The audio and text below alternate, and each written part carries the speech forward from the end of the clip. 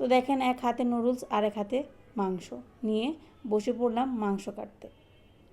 মুরগিটা খুব বেশি বড় ছিল না, ছোট সাইজের ছিল, 1 কেজির একটু কম। তো সার বাবা বললো যে এখন নিয়ে আসবো, এখনই রান্না করবে, এখনই খাবো, একদম টাটকা টাটকা খাবো। তো বললাম ঠিক আছে যাও, তোমার যেহেতু খেতে ইচ্ছা করছে, যেহেতু বাইরে আবহাওয়াটা খুব সুন্দর, বৃষ্টি বৃষ্টি পড়তেছে, তাই ভাবলাম যে এই বৃষ্টির মধ্যে একটু নুডলস সাথে যদি চিকেন ফ্রাই হয় তাহলে তো কোনো কথাই নেই। আর মাঝে মাঝে একটু ভালো মন্দ খাবারও দরকার আছে, সবসময় তো আমরা নর্মাল খাবারই খাই, কিন্তু তারপরেও নর্মালের মধ্যে একটু ভালো মন্দ খাবার মাঝে মাঝে খাওয়ার দরকার আছে।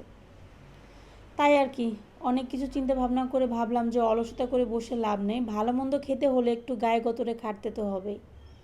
তারপর মাংসটা সুন্দর করে কেটে ধুয়ে পরিষ্কার করে মশলা দিয়ে মেরিনেট করে রাখলাম। এখানে হচ্ছে চিকেন ফ্রাইয়ের মশলা ব্যবহার করেছি রাঁধুনি ব্র্যান্ডের। তার সাথে ব্যবহার করেছি 1 চামচের মতো পেঁয়াজ রসুন আদা পেস্ট, সাথে হচ্ছে জিরে ধনিয়া বাটা আর হচ্ছে কালো গোলমরিচের গুঁড়া, সয়া সস। সব কিছু মশলা দিয়ে সুন্দর করে মাংসটা মেখে রেখে দিলাম সাইডে। এখন হচ্ছে নুডলসটা রান্না করব। তো নুডলসের সবজির জন্য আমার শুধুমাত্র বরবটিই ছিল, আর সাথে হচ্ছে মটরশুঁটি দিয়েছিলাম।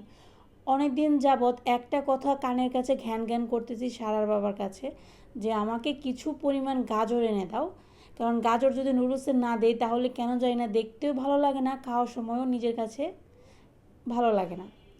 কিন্তু ঘ্যান ঘ্যান করে আর লাভ কি বলেন, সব কথা কি আর সবাই শুনে?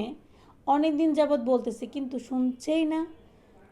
তারপর আর কি বাসায় যা ছিল তাই দিয়েই ভাবলাম যে বিকেলের নাস্তাটা শেষ করি।